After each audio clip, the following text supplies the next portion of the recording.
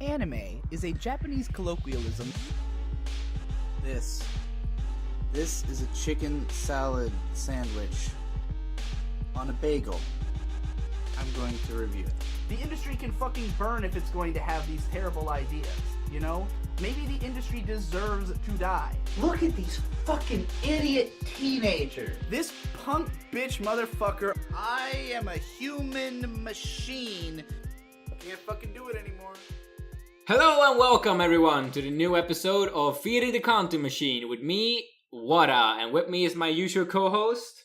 I'm Ghuntz, hello. Hey Ghuntz, how has your week been? Pretty non-impactful, I'd say. Yeah, the usual life of a Digibro fan, sitting in your room, watching anime and complaining about it. Yeah, but this week was pretty busy for our man Digibro. Oh yeah, there's been a lot of shit. Yeah, very busy week. Yeah, there's so much stuff now, split into two different content roundups, that I think we're going to have to skip the digging deep segment for this time, just so this isn't a 2-hour podcast. Yeah, this is long as hell. Yeah.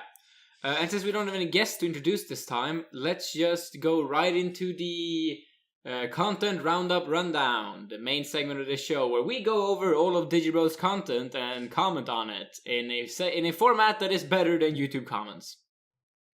Let's hope. Yeah.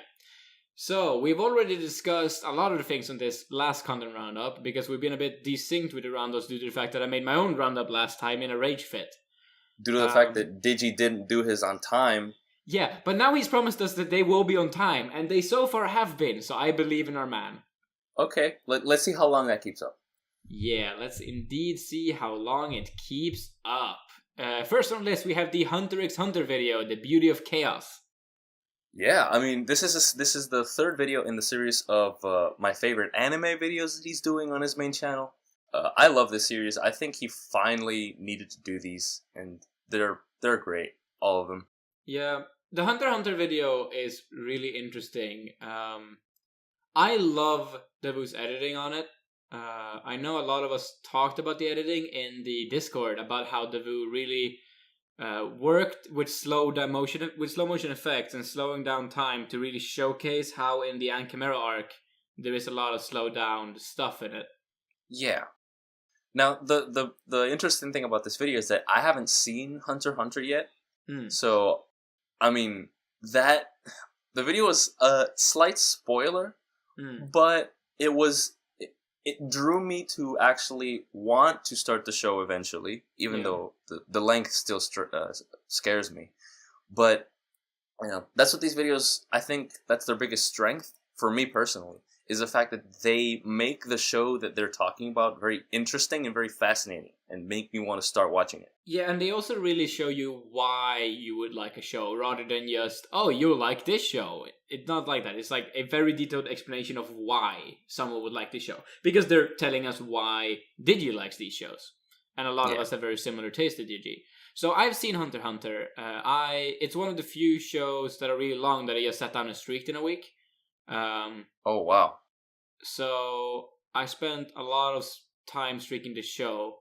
And I say that the stuff he says in the beginning of this video about how Hunter x Hunter is a very segmented show where the arcs really are their own thing is very true.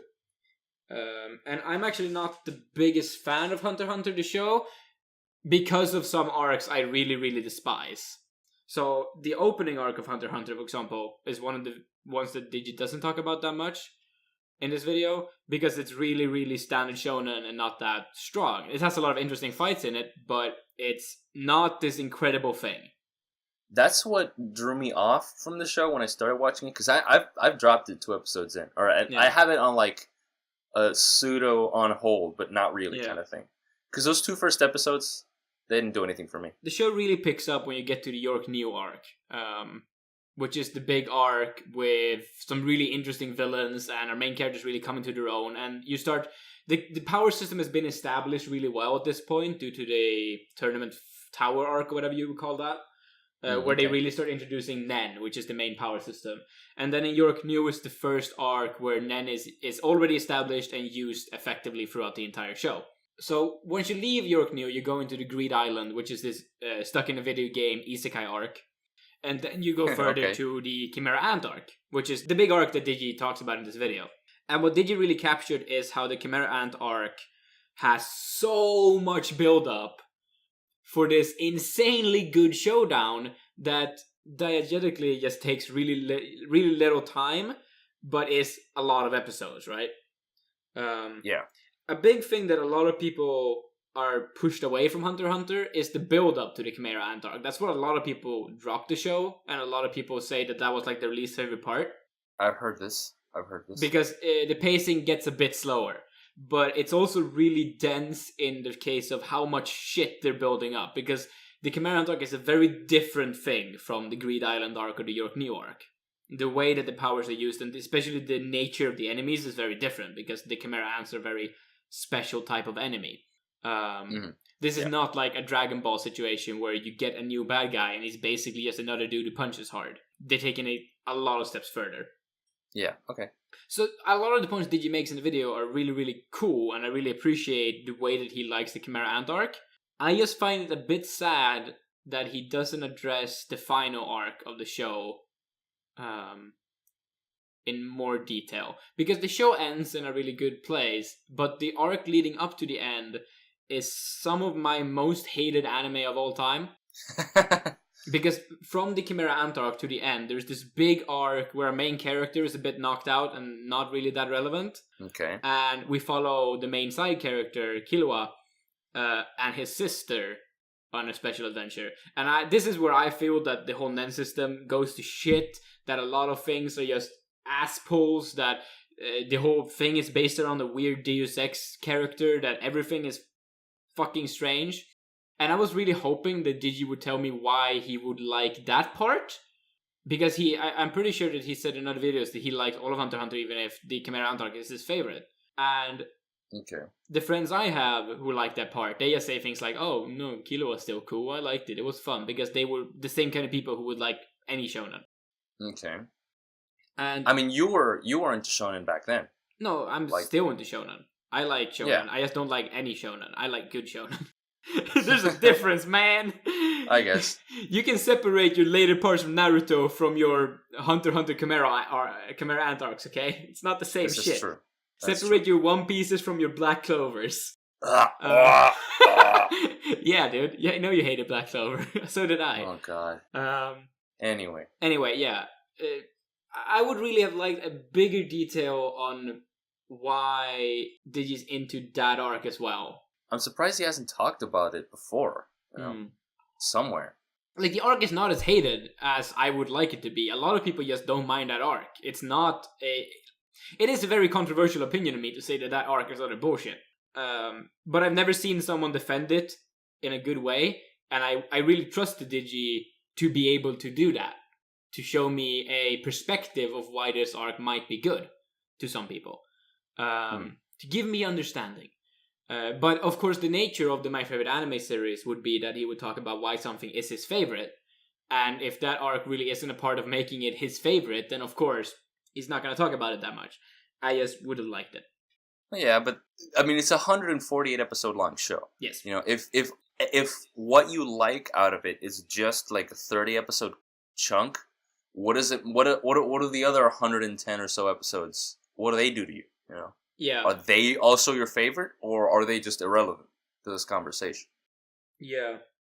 Yeah, that's a bit of why I was thinking about the Hunter x Hunter thing. Because he does mention a lot of the main mechanics of Hunter x Hunter that they're really good in Lexington. Like, he mentions the Nen system and the way the fight scenes are set up, and the way that the writing of the shonen archetype really is adjusted in the grand story of Gon and Killua, and how they aren't really the main characters of each arc, even if they are the main characters of the anime. Like, all of these grand concepts of Hunter x Hunter he breaks down and explains. And then he goes into detail about the Chimera Ant arc. I would have liked to see him go into detail about other arcs as well, and not just have them be explained away by the main draws of the show as a whole. If you get what I'm saying. Yeah, I get it. Yeah. And especially that last arc. I guess I could call it the Hunter Association Politics arc, which I dislike so much. It's the reason that sounds really boring. it's not. Look, it's a very biased way to title that arc. I just don't know what people actually are calling it. It's the reason that for me, Hunter x Hunter is like at most a high 7 to a low 8 as a whole show, because I despise that arc so much. I'd have to go through it and see it myself. Yeah, you would. But the entire, like, if you take away the first arc and the last arc, Hunter x Hunter is a 10 out of 10 masterpiece show. No doubt about that. And I know that Digi has talked before about how his way of viewing 10 out of 10s is not looking at a show that does everything right and has no flaws. It's rather looking at a show that does more things right. You know? Yeah. And I can respect that. Like, honestly, that's a good way to look at a 10 out of 10. But these arcs are such big parts of Hunter x Hunter that I'm having a hard time looking away from them. Because it's not just like a scene that's bad. It's 48 episodes or something in the end, and like 30 episodes in the beginning that I don't like. Yeah, that's like half the show, right? Yeah, it's a whole year of airing anime, if not more. So yeah, it's probably some more. Yeah. Well, anyway, that's enough about Hunter x Hunter and Digi's video. Oh wait, actually, one thing to mention is that this video didn't get as many views as I think anyone would have liked. Yeah, and I don't know if that has anything to do with the naming schemes of these videos. Yeah, no, this is a video that had a good name to begin with. Yeah, this one we called The Beauty of Chaos to start. We'll get more to this when we get to the video, the vlog Digi made about that viewer score. But just to set that up. Then we have Isma18 with Asterius Coconuts again. Yeah. It was funny as fuck, dude. Yeah, I mean, it was. They didn't, like, they barely followed the structure, but that's what was the funniest and the most interesting part of this podcast. It felt a bit like a PCP episode, I feel. Yeah, it was much more free-flowing and, you know, fresh. Yeah, and the kind of shit that Asterius was talking about, because he came in with all these stories, right? He talked about his story with Louis C.K. and all that stuff. That's the kind of stories I like hearing on the PCP. Like when Jesse's telling his stories about in the Virginity podcast, or, you know, Digi tells a story, or something. Like the PCP is often built around people telling their personal stories. Yeah, yeah. And that's what Isma felt like this time, at least in the top section where Asterius was going crazy. And it was long, and then they had debates, and they were fun. Yeah. I like Asterius. Yeah. I don't know him from anything because I haven't seen the Dick Show, but he's fun. Yeah. Yeah, I watched the Dick Show, so I think I'm always hyped for him coming in. It's just like, I think this is the point where we mention the whole debacle. Yeah, we gotta talk about that. Well, we don't gotta talk about it. I think we just gotta mention it. Yeah, so Monkey has been impeached from the PCP. Impeached. Look, that's the funniest way that he put it in a tweet. Okay. Yeah. And I think that what I want to inspire in the fans in this situation is just the attitude of, this is a personal issue between Monkey and the PCP, and we should just let it be that. It's their problem.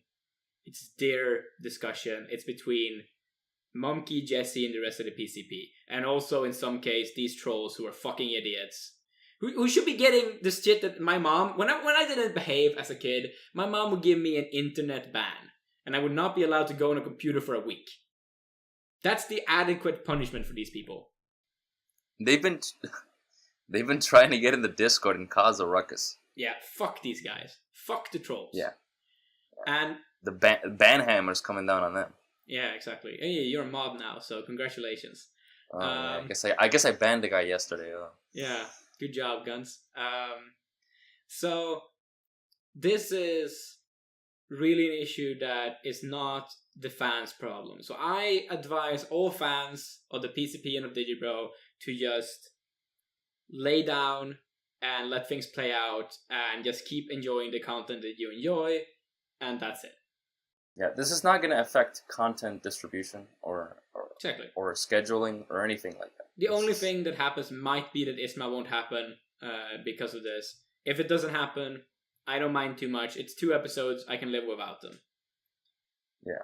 In that case, I'm more pissed about the fact that YouTube's taking away the 4 bonus episodes that I bought and I listened to, and I won't be able to listen to them again. That's fucking bullshit. Yeah.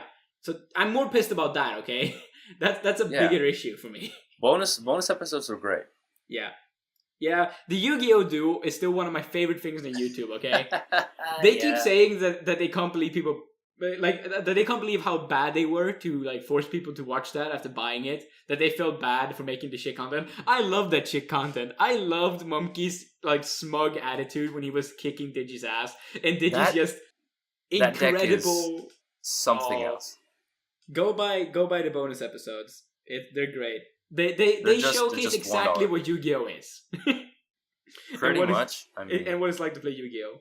Yeah, I got into Yu-Gi-Oh! Recently, and that video was a perfect encapsulation of like my first week playing. Yeah, I was Digi. Yeah, I was into Yu-Gi-Oh! Like 5 years ago. I played a lot back in my old club, and yeah, it's just we had this system though where we built pre-made decks, and the club owned like 25 themed decks, and no one had their own decks, so we always used themed decks that were like made to be balanced, so we would actively balance the decks. Yeah, that's like the way to do it. Yeah, so no one had like an OP deck because we actively balanced decks, and we would nerf decks and buff decks so that it was all about skill and luck. That's a smart way. Yeah, and yeah, you can pick a deck that fit a strategy you liked. Okay, let's just move on. Yeah, let's go. Then we have... we already talked about that and that and that. So what's a Black Beetle anyway? Lyrical discussion. I have not listened to this, I think. I don't think I watched this.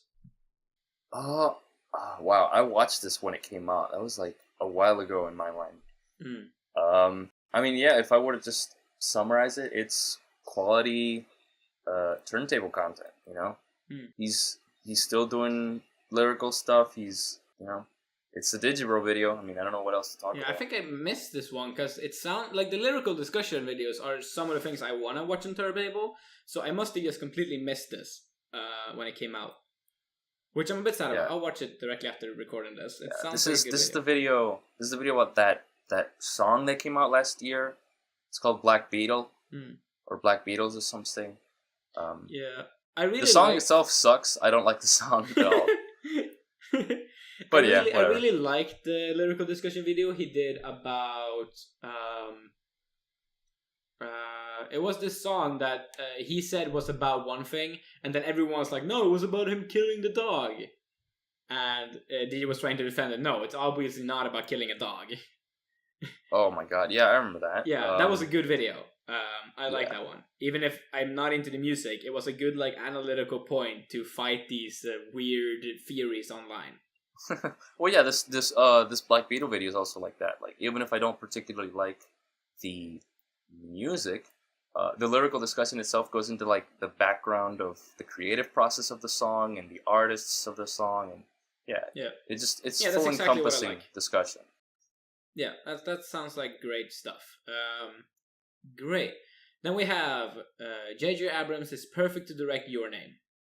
Yeah, the controversial opinion of the day when that came out. But look, this is an opinion for us in the Discord. The second this news dropped and we started posting about this in the Discord, Davu expressed his opinion like that. It took 2 seconds. He was like, "This is perfect.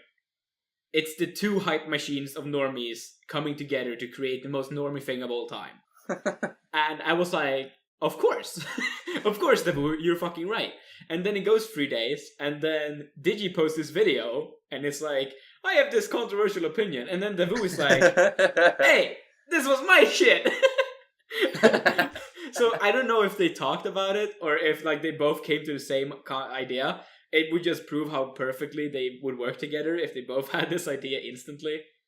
Yeah, I mean, their brains are kind of in wavelength now, so... Yeah. It's not surprising. One. Oh boy, yeah, it's I also agree with this opinion that J.J. Abrams is perfect. Now I don't go ahead. Yeah, I don't agree that this movie needs to happen at all. I don't think there's any point to making this movie. But if it's going to be made, not at all. This is probably the reason to do it. Yeah, I mean, people are talking about as if Your Name is like this cinematic masterpiece that will be remembered for years on. No, it has pretty backgrounds and a lot of plot holes. It's like a 7 out of 10. It's fine. Not only that, like the problems with the plot is one thing, but just it's like a summer blockbuster movie. Yeah, and that's what Abrams does. Yeah, it's I feel like Your Name is overrated a lot. Yeah, but it's like I want Vox. Vox is a YouTube channel that does a lot of like random I know Vox. pop media insights. They did a video on how to write rap lyrics that Digibro has referenced in the past in a mailbag video, I think.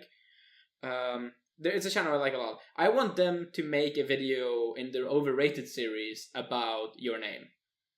Because they have a series called Overrated, where they go over how things got too much hype. Like the QWERTY keyboard, or the How to Kill a Mockingbird. Why every school teaches this book. When it's not that great a book. Like, it's a really, really good series about how things got overrated. And I want Your Name to get an entry in this because it perfectly fits that formula. Yeah, I guess. I mean... The reason I don't think that this movie needs to be made is that when adapting an anime movie, there's two schools of thought, right? You can't really adapt the masterpiece anime movies. Like, you shouldn't really be adapting Ghost in the Shell. Like they did. Because it's a movie that is hampered in the fact that it's animated. And it's really, really well animated in a way that it just shouldn't be adapted. Because there's no point. It's too good to be adapted. And then you go down to Your Name. And it's like, this isn't good enough to be adapted. Like, there's no point. Okay, then what should be adapted? That's the point. I don't really think anything should be adapted because it's either too good or not good enough. But it's going to, you know? Yeah, it's going to be. So probably this is the perfect thing because it's not good enough to be like this holy thing that is to be adapted. That should never be adapted, I mean. But it's popular enough that an adaptation would probably sell. Yeah. So it's and like... the fact that I think what JJ is going to do more so than anything. I think he's just going to take the premise of Your Name and use that to make a movie. Yeah. Because, you know, the movie itself is deeply, deeply entrenched in Japanese culture and all of that. So how, like, there will be major changes to the story and the setting and the characters of this movie in order to make it Western. Which is fine. I mean, that's not a problem as long as you do it with tact. And J.J. Abrams is like a pretty okay guy. Should we move on? Yeah, let's move on. Pub crawls, all the pub crawls that have happened since the context crawl. The idea crawl was the last one. Oh, I don't think I've seen this one. Shit, I gotta keep up with the pub crawl. I watched it. They start discussing Cider's video game ideas again. That sounds cool. This time they're discussing a phone clicker game where you play as a doge, and it has like an Agario sense to it, but it's not multiplayer. I didn't quite get how the idea is supposed to be like, but it basically comes back to Cider's fascination with making dog and cat games.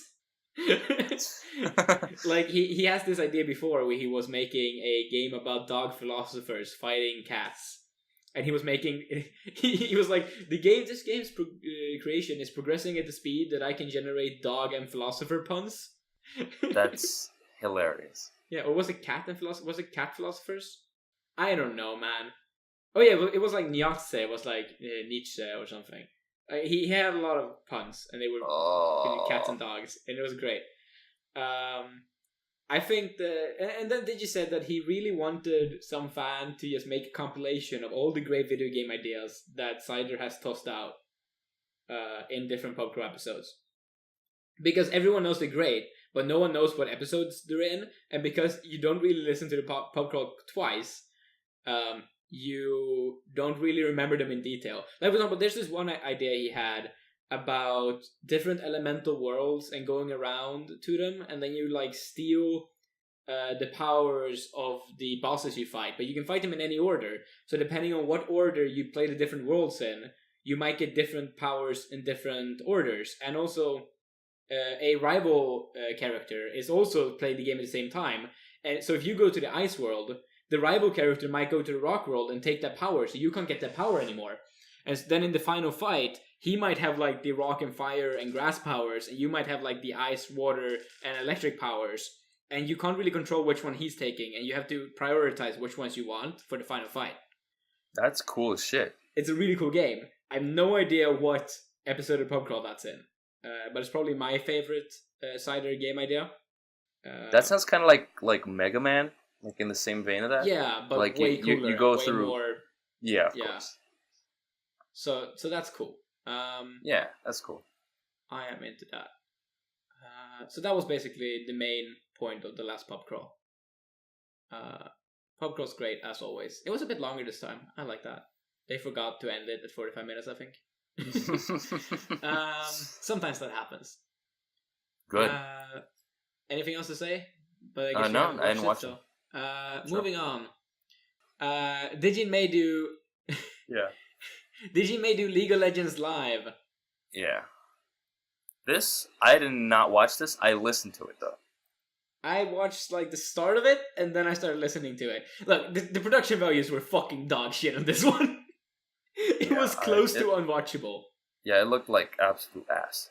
Like for someone like me who follows professional League of Legends still to a certain degree, and who used to be one of these people, because Digi talks about League of Legends culture in this video, and he mentions like what League players are like, and he's so on the nail that it hurt my heart as like a League recovering addict. So as a league PTSD veteran. Exactly, I'm a League veteran. I've been playing League since late 2011, and I played all the way until 2015. And I was really serious about it. I was a real toxic influence on the internet. I was a terrible person when I did this. And then I found anime again, and everything was better because I could go back to my younger self. Yeah, but he talks about how people who play League just have this online gaming competitive itch. And it doesn't matter how much you tell yourself that you're done with this stuff, you'll always come back to it. And this is so accurate. Because even if, like, I didn't play League for over a year. A few days before they did this Rise Room, actually, I played some League games just for fun. Played 1 or 3 games. Tried it. I've also been playing a lot of Tooth and Tail, which is like a simpler version of StarCraft. Which is also like this online versus thing. But it's 1 against 1, and there's no chat, so it doesn't get terrible. And yeah, I just have this itch in me that I want to compete in online video games every now and then. It's a part of who I am. And League of Legends created this in me. Although maybe it created when I was competitive in Pokémon even earlier. I don't know. But yeah, we're just people who have this itch, and we keep telling ourselves that we're done with it, but we never are. So his rant about that was really what caught me in that live stream. It was the best part of it. Except for maybe the part where he tries to find anime recommendations for a guy. Oh, right. That totally happened. And the guy was like, so what should you Hakusho and Hunter x Hunter? What more should I watch? And he keeps shitting on him because, like, you've probably seen like 10 anime. Watch anything. Which is so true. But then he recommends him Dragon Ball. Yeah. Which I can't tell if it's bait or trolling, or if he's like actually like, oh, this guy might like Dragon Ball. I mean, Dragon Ball is like action shonen, so. Like, yeah, but it's not a Hunter x Hunter. It's not smart like that. I mean, I guess. Oh wow. Did you have anything you remember from this live stream? I just remember that he couldn't play Super Meat Boy because his Steam fucked up somehow, or the game fucked up somehow, and that sucked because I wanted to see him die over and over and get angry. Don't we all want to see Digibro die and over again and get angry? Yeah. There was this thing that happened in Discord the other day where a dude screenshotted a comment from a Digibro video that said like, it's weird hearing Digibro talk about anime he likes.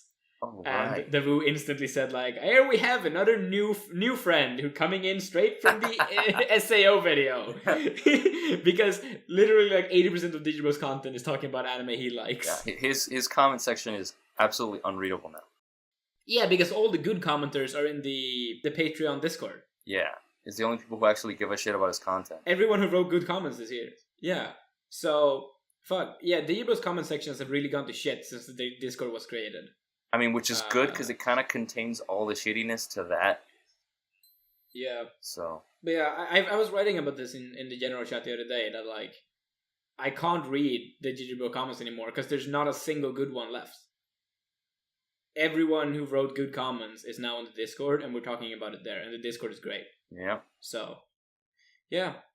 Go patron Digibro at patreon.com/bensaint, and you can also join the Discord. Yeah. Definitely. Or, /Digibro. Then we have Manga Mondays. Which one do you want to talk about? Well, we talked about Disappearance Diary and Velveteen Mandala last time. Oh yeah, we did. Yeah. We did. So the only one that came out this... Oh, and Yeah. The only one that... I actually watched this one. Oh, the Genkaku Picasso one? Yeah, I actually watched this one. Okay. What do you have to say about it? I thought that he really sold me on the idea that this manga had good art. And he really sold me on the fact that this manga wasn't really worth to read. So I just went up and I googled Genkaku Picasso art. And I looked at a bunch of the art and a bunch of the slides that had like just captured cool pages. And I was like, yeah, this is cool art. And then I left it alone. Cool. That's cool. What do you think? Yeah. I mean, this one was pretty forgettable in terms of the manga that he was discussing. But, that's fine. The one that came out next after this, we'll get into that later. But that one was much better. Yeah. I've been watching a lot of Manga Mondays recently because I've been doing research in them to try to write my fan letter that should be arriving at Digibois Place in about 2 weeks. More about that whenever that comes out. Yeah. Is the PCP in crowdfunding Yale? This is an interesting one. Yeah, do start talking. Well, this video had mostly to do with what was happening regarding the Plebe and the Weeb and crowdfunding and all that, and how that relates to PCP and how they want to do other projects with crowdfunding, but they feel like the Plebe and the Weeb thing kind of terminated those options in a way. Yeah. I mean, that whole debacle with Jess and all that has to do with Monkey, I think, and that's a big part of it. I don't know. I mean, I don't know if you want to talk about Monkey later. Look, of course the two things probably influence each other because they're both about Jess and his mental state. Yeah. And how much he feels comfortable being on the internet. Yeah. But what happened with this one that I really felt cemented my calm is that... Actually, I think we mentioned this a little bit last podcast. I talked about how I just want the videos to be good. I don't care when the Plebe and the Week comes out. I just want them to be edited by Jess and be good. Yeah, and then they I'll will watch them in 2024 if they have to. And then Jess wrote this Patreon post because Jess made a video where he had an outtake from the Plebe and the Weeb and he posted it. Yeah, as like a bonus footage. Digi was saying that watching this video high was the most intense experience of his life. Yeah, and I can imagine that's only second to being there, experiencing the recording of it. Yeah. Because it's all Jesse screaming, "I'm a Highlander! I'm the fucking Highlander!" I mean, shit like that. Digi was talking about the fact that during the recording he was like trying to follow Jesse, but at the same time, like, can we stop this? Yeah, and Jesse himself in his Patreon post for this video described it as Jesse slowly losing his mind and Digi slowly losing his calm, which was pretty great. But in this post as well, Jesse wrote out a whole statement about the Plebe and the Weeb. And it was one sentence that really captured it for me because he was sort of passive-aggressively saying that, like, so apparently the Plebe and the Weeb is now a failed Kickstarter, despite the fact that I thought I've been working on it this whole time. And for me, that was the biggest calm I could feel. Like, oh, he still expresses the feeling that he's constantly working on it. Yeah. So I don't mind. I don't think the PCPs in crowdfunding Yale. The last Kickstarter happened before I was a hardcore Digi fan. I was just coming in when the Raycon 2 happened. So I missed that Kickstarter. If they make a Kickstarter for Raycon 3, I'll pay for it. I don't care if Digi and Jesse are involved or not. I don't care if Nate is the one hosting it or not. I'll just send them like, I don't know, $20 and it's gonna be great. Yeah. I mean, I want Raycon to happen. Well, the fact that people are angry about this, I feel like people are digging too deep into this issue. Like, the PCP, they are professional, like, organizers and people who know what they're doing, you know.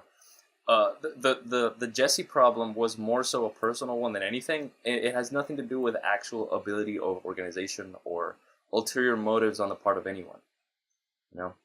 Like, I have full trust that the PCP will be able to deliver their product if they do another crowdfunder, you know. Yeah, like, of course. Totally. Especially with the way they are now. Like, the PCP has changed a lot over 2017. They matured a lot. Especially people like Nate, I think, have found this organizational power a lot. Around the time that he did Mia Maffa. Ben Saint has stabilized. Just a lot. Digi found a house, moved out, and is feeling better than ever. Even Jess, hopefully, now with the latest controversy over, might be coming back to a better place. Yeah. I feel like everything is going up right now. Me too. And I'm very positive about the future because of this. Yeah, totally. So yeah. PCP, you are not in crowdfunding Yale. Get over it. Yeah, it's not. Yeah, people shouldn't get angry over this. Just forget about it. And I don't feel that people are angry over this. Like, the entire comment section is just people showering them with love. Like, no, we don't mind. We'll watch it whenever. Get better. Of course, because you know, at the end of the day, as a fan, you realize that the PCP are other people, you know, and that they're doing the content for you. They care about the content that they make. Yep, this is true.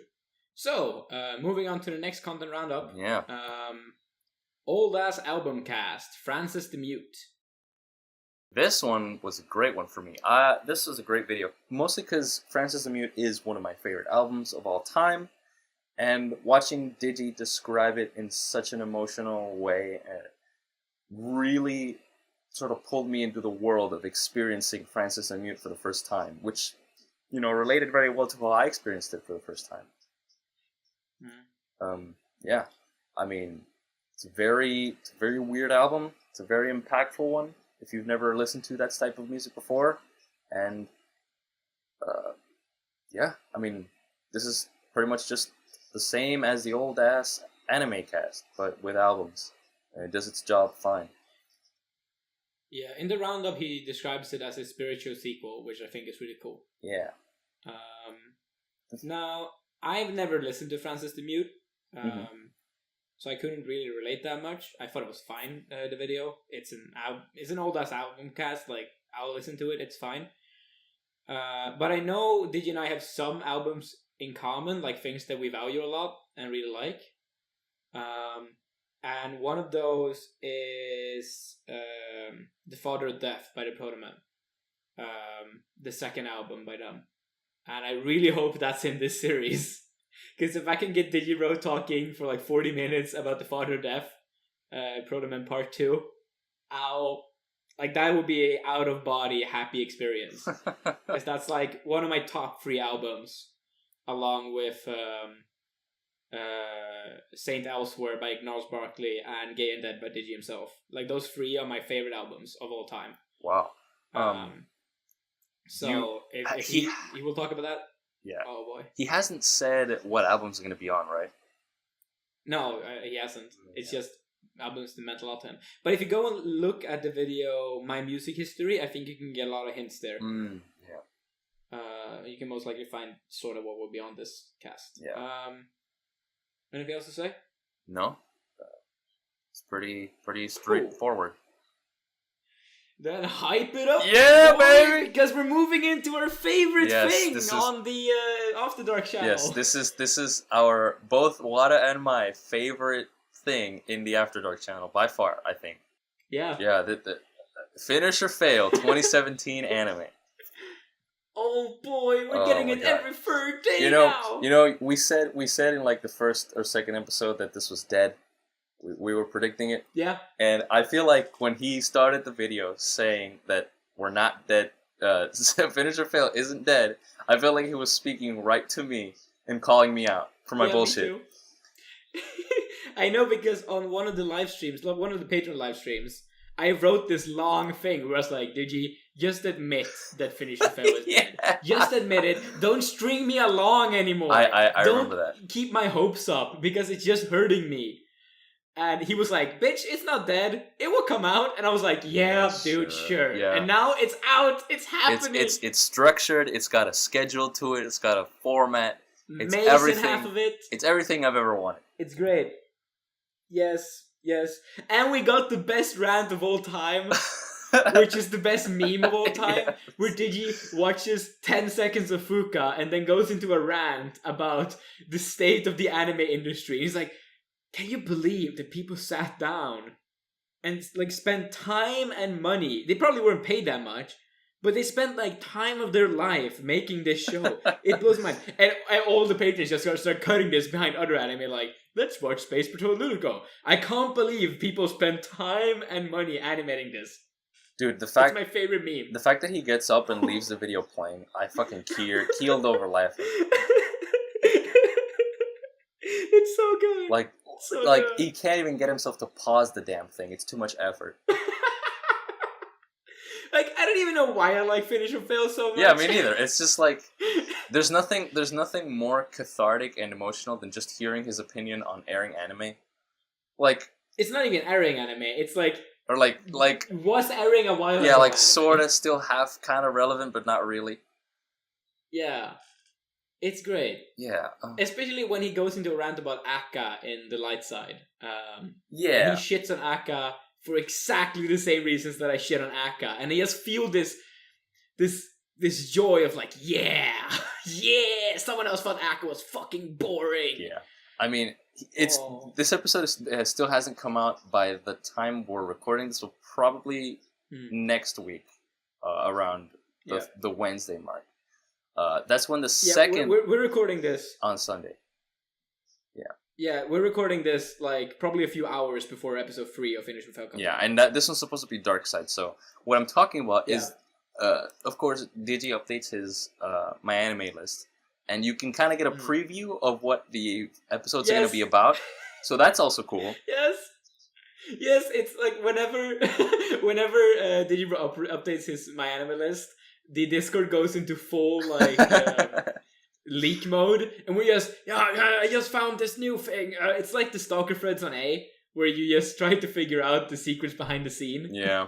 And even the best part is when Davu comes in and also starts commenting on Digibro. Yeah. And it's like in on it, like we're all secret reporters trying to figure out what's happening. Oh yeah. Oh, it's glorious. Yes. I love it so much. Yeah, I can't wait for him to talk about there's so many shows that I want him to talk about.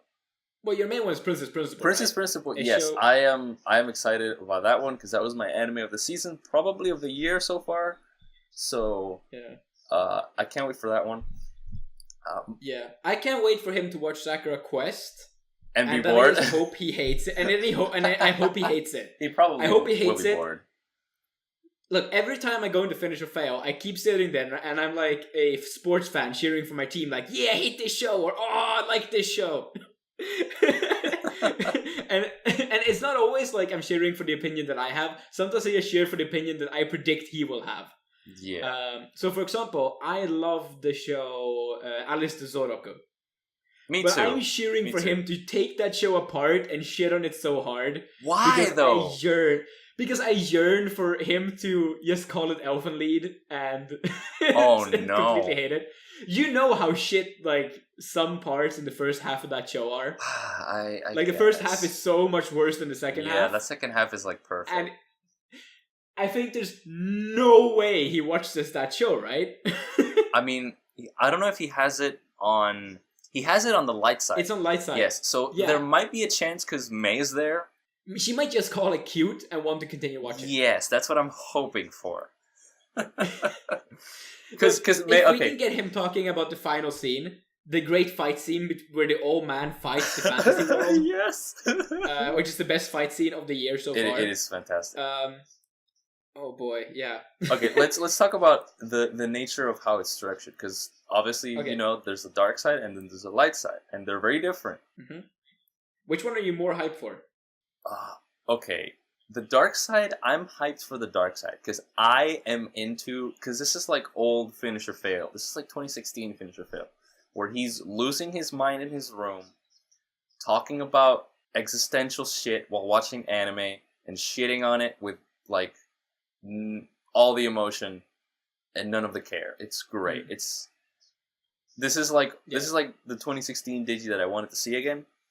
But then you also have the light side with May, and that's a completely different video tonally because you have them sitting on a couch and they're kind of chipper and cheery, talking about some show or something, and it's much more controlled and family friendly. I'd like to say. You know what the best part about May in content is? Mm-hmm. The best part about having May in content is that whenever Digi's in the same room as May, he's smiling. Yeah. The whole time.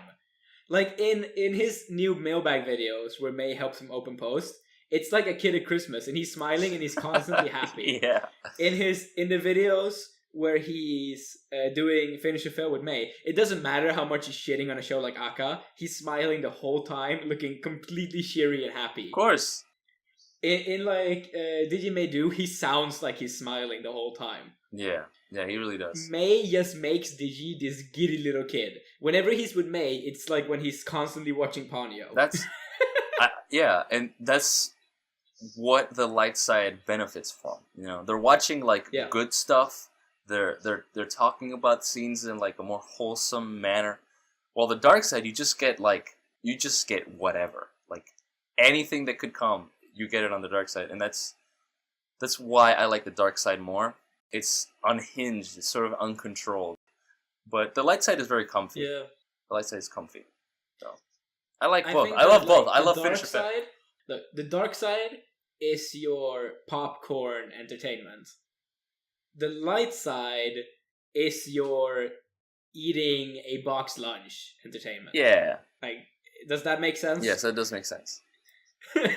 Okay, I'm just gonna leave the metaphor there. Anyone who doesn't get it doesn't get it. I get it. And obviously has not lived the lifestyle that I live, where I alternate between eating two things: box lunches and popcorn. I have popcorn here, actually.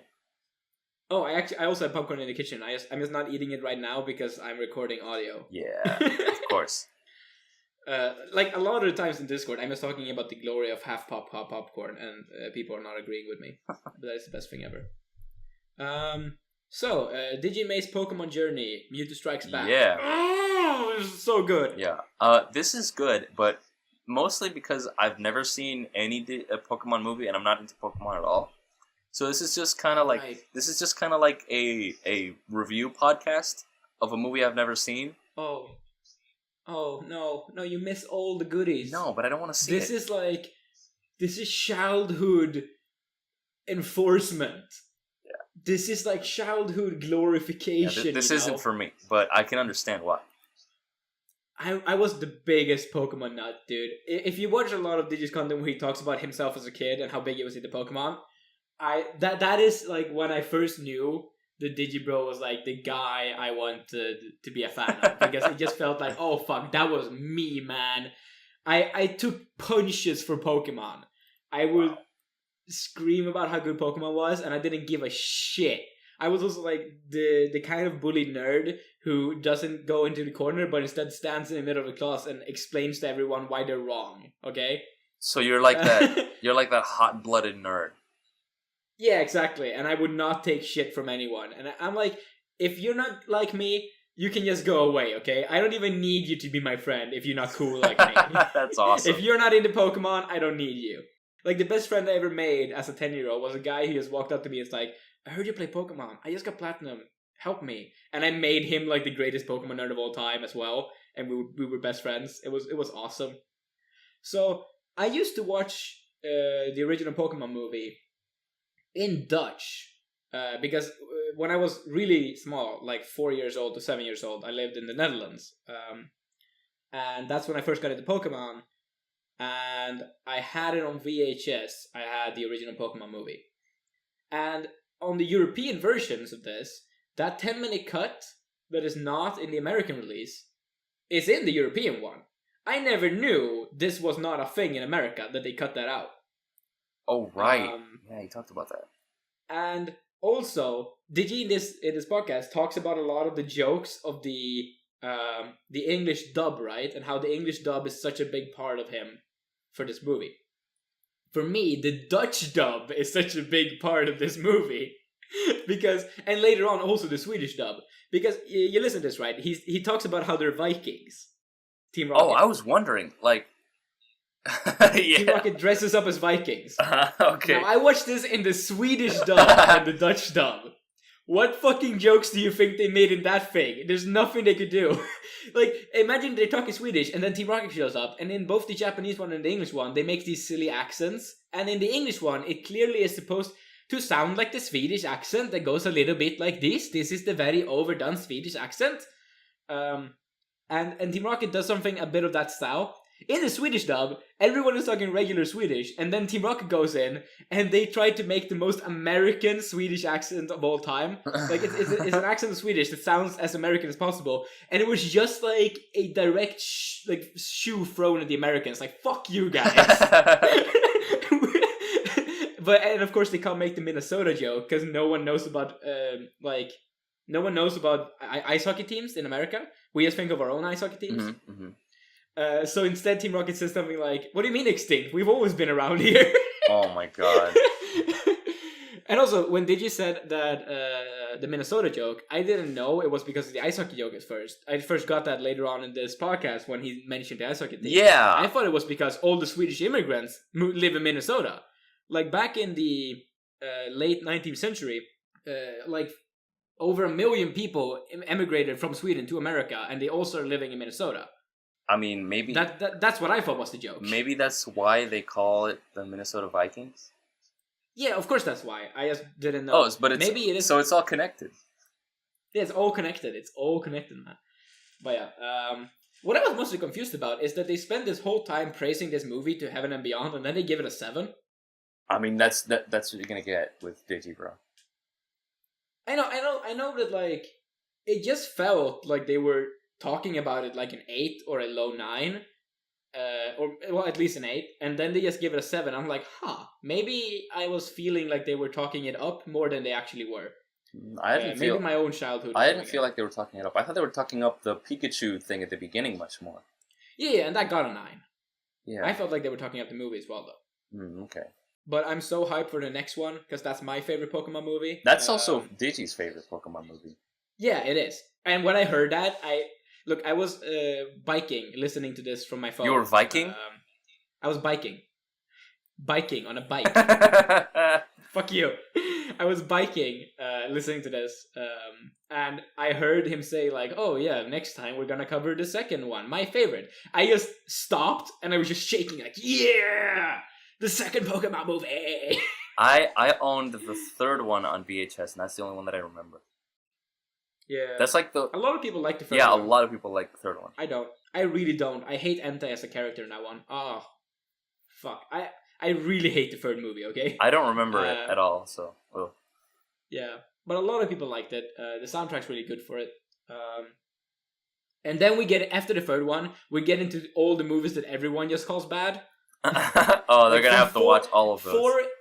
4 is a famous shit show of, like, epic proportion. And then 5 is a bit better. And then everything past that is just a nonsensical mishmash of commercial shit. Like, there's no attempt to make any of that art anymore. Oh, wow. I've seen all of them. I hate all of them. I keep watching them because it's my childhood and I have to. Yep. Like, maybe it's like that with a lot of things. Maybe the new one is good though. They made the newest movie came out this summer. Oh, right. Yeah. And it's called Pokemon I Choose You. And it's a retelling of the start of Pokemon, but they're going to incorporate elements from like all the generations past the first generation. And there's a new legendary feature as well. Maybe cool. This one's good. It had a lot more hype than the other ones. I believe, again, that it's going to be good. I'll never stop believing.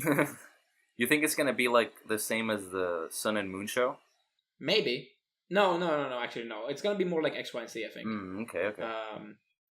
I have this whole rant that, like, I'm really into X, Y, and Z. I think it's the best season of the show. And I'm not that into Sun and Moon, although I think it's also really good. I'm just not that into it. And Digi's the exact opposite of that. So our Pokemon tastes are pretty different. I'm more in the school of like Canepa, who talked up X, Y, and Z a lot. Okay. And I found that to be a really good video, and I really appreciate X, Y, and Z from a story perspective, because that's the one where it was more like a coherent story arc, like a more coherent action adventure story, and not this episodic thing. And then in Sun and the Moon, they went back to the heavy episodic stuff, and it's more like a slice of life cute girl show. Cool. So if you're into cute girls anime and stuff, and even a tad bit of like Yuri shit sort of here and there. What? Yeah, there's undertones and stuff. There's no actual stuff, but there's undertones. And it's just they're all in on the cute girl stuff in Sun and Moon. Awesome. And it's like a good cute girl show. It's a good slice of life cute girl show. I don't think it's a good Pokemon show, but I do think it's a good cute girl show. And if people are into that and people want that from Pokemon, want this slice of life, and want the insane animation and art style, go for it, man. Enjoy Sun and Moon. I liked it better when it was a proper adventure. But that's beside the movies. That's just my own Pokemon rant, because I love Pokemon. Pokemon was my fucking life until I was 16. I kind of hate it, but it's cool. Yeah. No. Game Boys on Wii. Yeah, the start of the new podcast between Digi and Hypocrite. Yeah, and Hippo. Do talk about it. Yeah, I mean, the first episode they talked about was a console that I have almost no memory of or experience with. It was the Wii. Yeah. And, sort of the way this podcast is kind of about or around is more so just their own memories with the console than anything else. Yeah. I mean, there's going to be a lot of this podcast, They're going to have like segmented, they're going to have stuff on like specific consoles and then specific games or some shit like that. This is going to be a while. Yeah. But it's fun. It's, it's laid back, sort of listen in the background type stuff, and it's interesting, when they get into the most like the actually, what am I trying to say? The consoles that actually impact me though, that's when I'm gonna care more. Yeah. The Wii was a really big part of my life. It was the dominant console throughout my entire growing up. Wow. Because I was always a Nintendo guy, but I was always a handheld boy. I had my DSs. I've had 4 DSs. I've had of different 2, varieties. I think. Yeah. But then at my dad's place, my dad had a Wii. And I wasn't there that often, but when I was, we played a Wii. Because that was basically, he had a Wii so we could do something when I was at my dad's place. It was something that I bonded with my dad over. Playing Mario Kart and Mario Party. They shit talk Mario Party in this game. Yeah, they do. They fucking destroy it. I think Mario Party is a good party game, and that's it. And a good game to play with your dad. Sure. And that's sort of... and then all my friends had a Wii. Like, every friend I had a Wii. And I played a lot of Smash Brothers. I'm big into the story mode in Brawl. Just like Hippo was. Like the Space Odyssey or whatever it was called. The Subspace Emergency. I don't know what it was called. It's like, for me, the best story mode in any fighting game. It's fucking amazing. I love it. But then I never actually had a Wii myself. So I never got that into it, and I just kept playing my DS games. And now I have a Switch, which is the first console I own myself. Oh, wow. So I don't know too much about the Wii from that. I just appreciated their points of view because I could sort of see the way they talked about the Wii and how dominant it was and the influence it had sort of reminded me of the kind of influence that it had in my life. And it made me think about what kind of experiences I actually have with the Wii. Because I never really thought like that before, you know? Mm-hmm. I never really thought about consoles this way. I always thought about games, not about the consoles they were on. I just wanted stuff from Nintendo because they had an art style I appreciated. So that's that, I think. Yeah. I mean, you're right on the fact that, personally at least, I never thought of consoles much. I mean, of course I wanted a specific console because of a game, but never because it was like from a specific company or the console itself that called my attention, you know. Consoles were just sort of like vehicles to play games on, and it didn't really matter what they were. But now, where consoles are like important again, nowadays, talking about them is relevant, I believe. We have now cracked an hour, so let's just keep going a bit quicker. Explosive Payoff in Killer Kill's opening scene remastered is a really good edit by Devu. Yeah, I mean, the video itself hasn't changed, it's just a re-edit. Yes. I don't know if Digi did a revoicing for this. I haven't compared. Me neither. I just noticed that the audio sounded really good, and I don't remember how good his audio used to sound in 2015. So it might be a revoicing, it might not be. Yeah. But the editing looks stellar. I love the part where he does 3 different areas. So like he cuts a top segment, a middle segment, and a bottom segment to show how a door flies through all 3 different frames. And that was a really good edit. I appreciated that a lot. It's good. And also the part... It's good specific scene breakdown. Yeah. It just made me remember how well written this video is well by Digibro. Really well written video. Yeah. I kind of wish he'd do more of this, like scene breakdowns, because he's really good at it. He might get inspired after watching a show on Finish or Fail or something. I don't know. Who knows? Yeah, who knows? He might like it, and maybe he can do a scene breakdown of Little Witch. That'd be cool. Oh yeah, Academia. Yeah. It was a good show. That's another show that I wonder what he's gonna think of that. Oh boy. Yeah, he said that there's no way he wouldn't finish it. Yeah, of course. I don't know. It was good. I liked it. I liked it. Yeah, I liked it too. Yeah, a lot of people don't like it. So did you do Stardew Valley? Did you watch it? Yeah, it's Digi and May de jour. It's comfy. They talk about some interesting things. I don't really remember any topics off the bat, but they're cool. They're fun podcasts. Yeah, just to let's chill move to. on, though. Yep. How long can we justify uploading to YouTube? This was. This is a video that is more. The topic is much more important than I think people are realizing. Yeah. Because this is the platform where pretty much all the content that we watch from the PCP goes up on. So, you know. Yeah.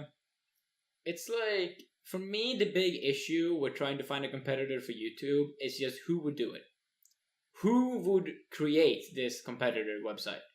Who would be able to create a website that had the hosting capabilities, the just loading capabilities, because a lot of it goes down on like how good of an internet connection you can get from your server farm, right? Mm-hmm. Who would be able to have the size, the connectivity, just all of these conveniences that YouTube has?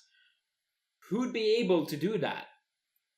Yeah, because YouTube has monopolized the video sharing format above any other website, like Vimeo or Streamable or anything. Yeah, like a big part is just being able to build a community, because building a community on Streamable or Vimeo or VidMe or any of these places is pretty much fucking impossible, because comment sections are always dead. Even if you get views, comment sections are dead. And no one knows how it works. No one knows how to create a profile, have an account. Everyone has a YouTube account because everyone has a Google account. Yeah. Like, it's just... It's like, I like to sort of see YouTube as like the McDonald's of video sharing websites. Because there's a lot of... It's trashy. There's a lot of shit in McDonald's, just as there is in YouTube. but it's convenient. You use it a lot, and you go there a lot because it's just like, oh, it's YouTube. Like, it's there. Why not go to YouTube? Yeah. The difference is that McDonald's has competition in the forms of Burger King and Max and stuff. But YouTube does not. Yeah. But, like, I agree that YouTube needs a fucking competition or it needs to get its shit together. I hate a lot of shit on YouTube, but I just don't think anyone can do it. I think it's pretty much impossible to create a competitor. Like, even if creators go somewhere else because they're not getting paid on YouTube, I think that that's mostly just going to hurt the creators. Yes. I don't think enough people are going to follow. Yeah. Where the creators go. Because now YouTube is trying to pander to the corporations that are giving it money. So if you see if you see the biggest channels and the channels that get the most views on YouTube, it's all company stuff. It's not individual YouTubers anymore. So YouTubers as like a career, that's not what YouTube's looking at anymore at all. They don't care about YouTubers that much anymore. Yeah, so like Digi, if you're listening, this is straight up to you. If you move to like your own website or something, I'll follow you. Yeah, me too. Ghuntz will follow you. 90% of the Discord will follow you. I don't think that like your 300,000 subscribers will follow you. It's like if you upload somewhere else, the complaints that you're having about your views now will seem astronomical in comparison to the views that you're gonna get in some other website.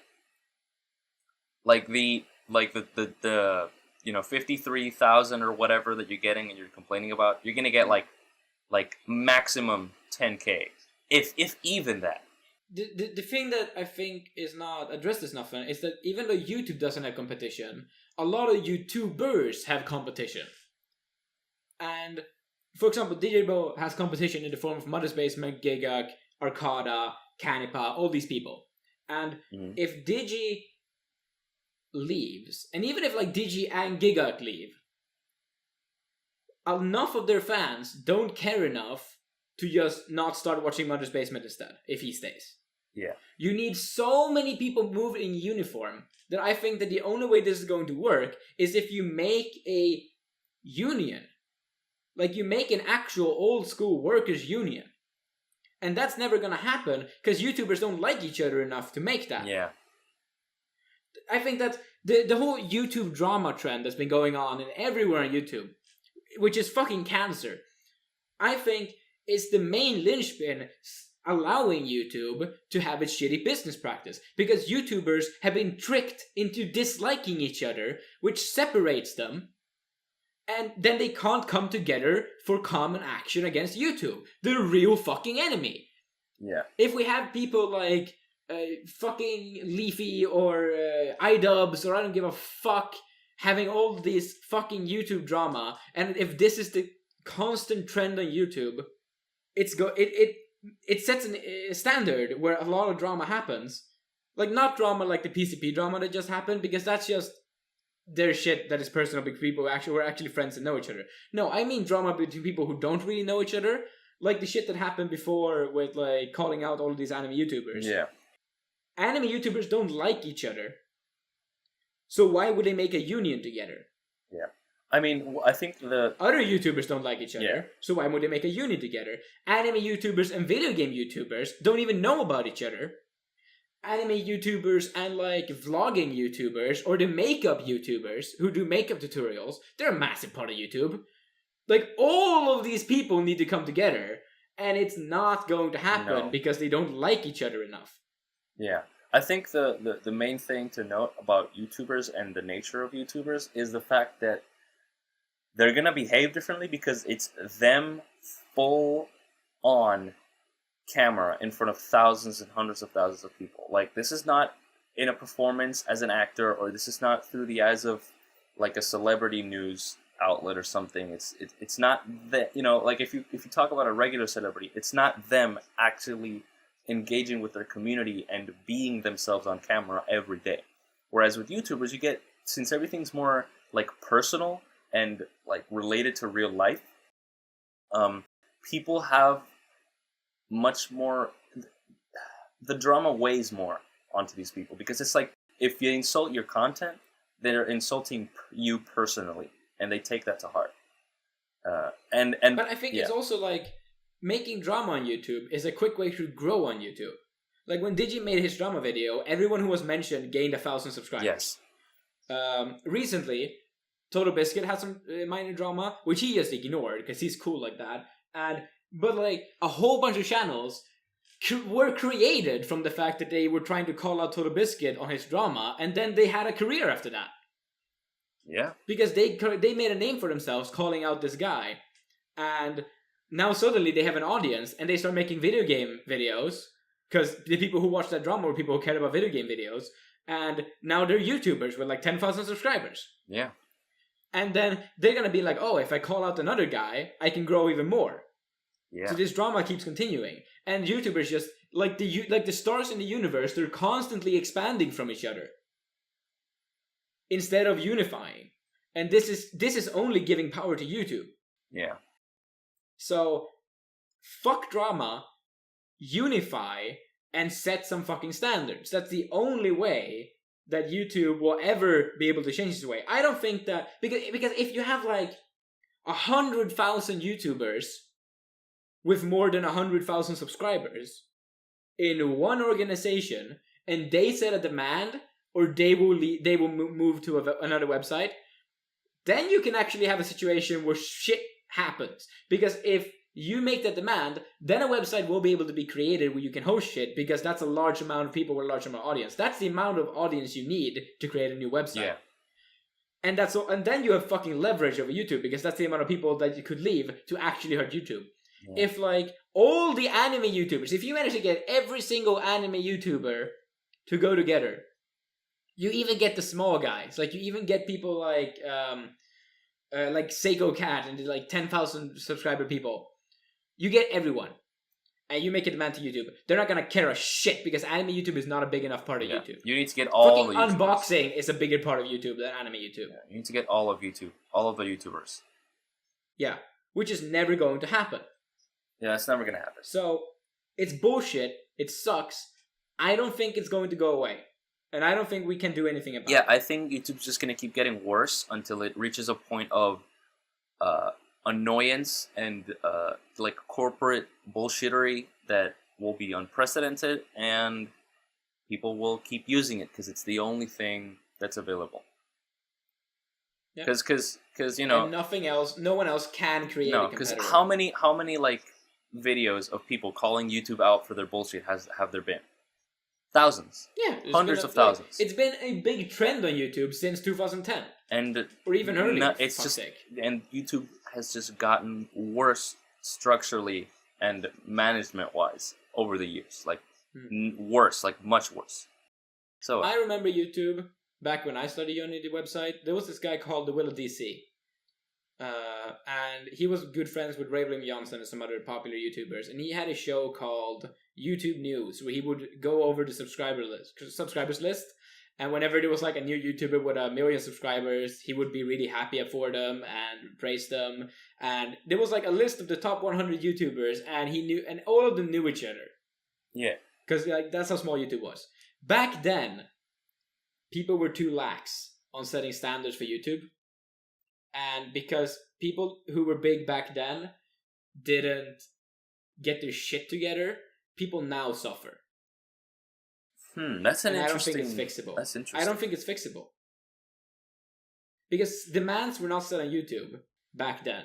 And people didn't go together back then. And then YouTube got too big to fail. Yeah. Yep. Let's move on. We're so over an hour. We have Eating a Mean Burger. Honestly, I don't think we should say too much about this. No, just go watch it. Like... No, don't go watch this. Go be a patron for $15 and watch the whole podcast. Yeah. The podcasts are fucking great. They're amazing. I love Digibois life a lot. Yeah. Yeah, go watch it. Yeah, they're fun. Alright. Pub Crawl we talked about. Yep. Satoshi Kon's Opus. Yeah, this is the one I talked about earlier, and like. Yeah, say something. Yeah, I mean. The most interesting part of this was just going through the actual manga and sort of talking about what it was doing, the fact that tackles metafiction, and it's like this weird clusterfuck of a story that kind of gets away and uses the medium in its entirety and stuff like that. And that I'm a big fan of Satoshi Kon and his aesthetic and his movies. Yeah, me too. So yeah, I'm definitely prone to pick this up sometime soon, probably. I have it in my bookshelf right now because I got it after. Yeah, the video. you have like a story with that. Yeah, so I was trying to buy this book, and in all of Sweden's online book buying stores, it sold out right after. It sold out 2 hours after this video goes up. When it has like 2,000 views. Right when it goes out, I check earlier just to see if there's any, and there's 100 copies in stock. And then 2 hours later, they're sold out. That's nuts. Now, I started this great theory that Digibro sold out Satoshi Kon's opus. Now, Digibro himself has been saying that this is bullshit, and that most likely it's just a glitch on the website's sales statistics. I don't care, I choose to believe that Digibro sold out Satoshi Kon's opus worldwide, because it turned out that what was actually sold out was the Amazon stock for this book, of the American English translation. Now, there were still 3 copies of the British English translation. And this one had also been selling like butter on a hot day at the same time. So both the British translation and the American English translation were selling a lot at the same time on 2 different websites. Yeah. And I managed to get one of the British ones, which is fine, because I prefer reading British English anyway, because I like hues in my colors. So yeah. It was insane, and I had a crazy experience. Mind you, I was about 26 hours into without sleep at that point, and I was God damn it. Really getting fucked up as I was having these visions of the truth. See, you get sober drunk off of no sleep. Yeah, because I don't drink or do drugs or anything. I just don't like that. So my way of getting drunk is to just not sleep for a while. And I get fucked up from that. All my best stories happen when I'm tired. Yeah, you've heard some of them. They're insane.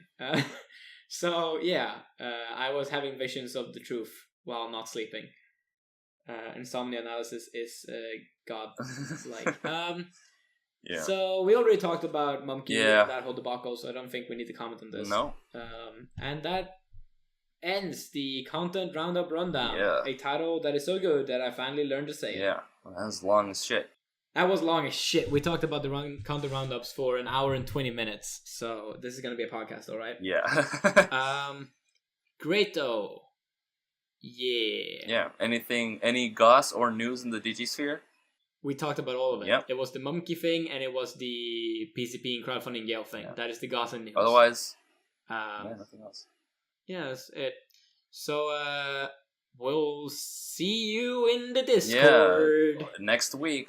Hopefully he keeps the content roundup posting to schedule. Yeah. Go be a patron to Digibro at patreon.com/Digipro. It would help everyone a lot. Yeah. Later. Bye! Anime is a Japanese colloquialism. This is a chicken salad sandwich on a bagel. I'm going to review it. The industry can fucking burn if it's going to have these terrible ideas, you know? Maybe the industry deserves to die. Look at these fucking idiot teenagers. This punk bitch motherfucker. I am a human machine. Can't fucking do it anymore. You know, a team of people, a team of very passionate people animated that show for nothing, for probably no money. They went and put together, a whole team of people put an expensive effort, an expense of their time into animating that show. And for what? For what? Why did they do that?